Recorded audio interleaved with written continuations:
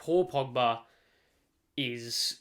I think you have to look at it as. I think you have to look at Paul Pogba as one of, if not the biggest wasted talents in modern football and arguably in the history of football, because that last season with Juventus, the first time, he was so good. Like I think people forget how unbelievable he was at everything: defending, going forward, playmaking, physicality, every single facet of the game. He was near on perfect. Like there was nothing he couldn't do.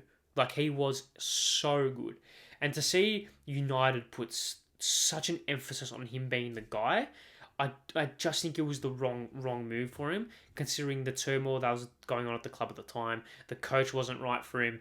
They tried to play him as a defensive midfielder, and then they moved him up to the left side of midfield. That didn't work. He never truly got to play in his position because he had to be shoehorned into other positions because United weren't a good team at the time. Whereas at Juventus, he had Pirlo, he had Marchisio, he had all these superstar footballers so Pogba just had the license to do whatever he wants.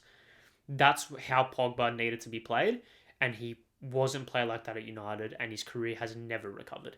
He had that one good season, I think maybe it would have been 2018-19, I think it was, or 2017-2018, where United finished second, and he was the driving force behind that kind of success for them.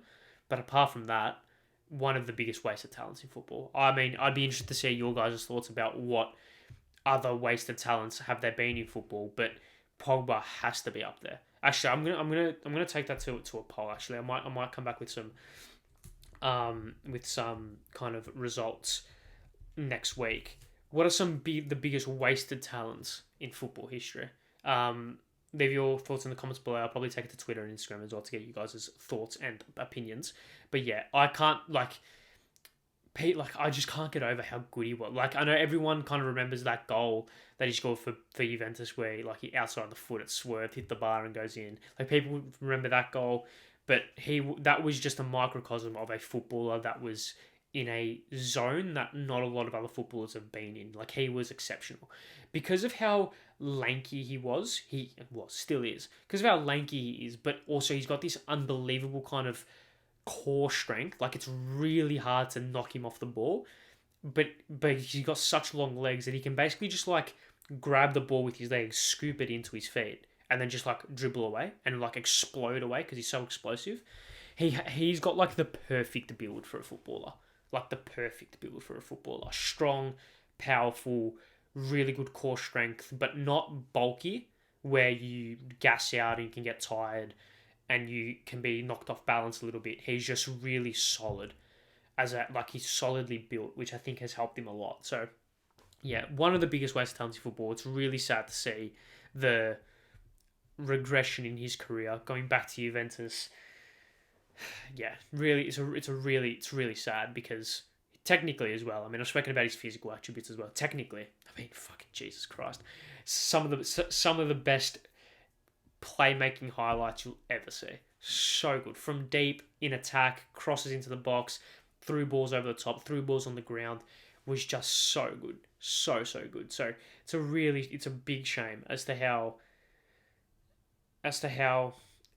his regression. Because he was, I can't get over how good he was. He was exceptional. He was so good. But I think it's a developing story. I'm sure we'll be sitting here in a couple of weeks' time speaking about how he's going to Saudi, and now he's another player after Saudi. But yeah, really sad to see his regression because he was exceptional. He was so good.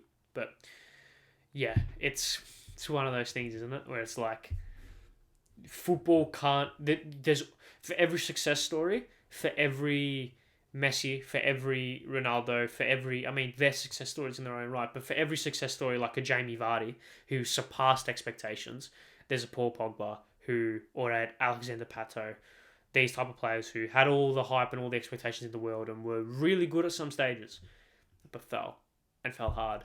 And football takes no prisoners. Football is a game that moves on quickly.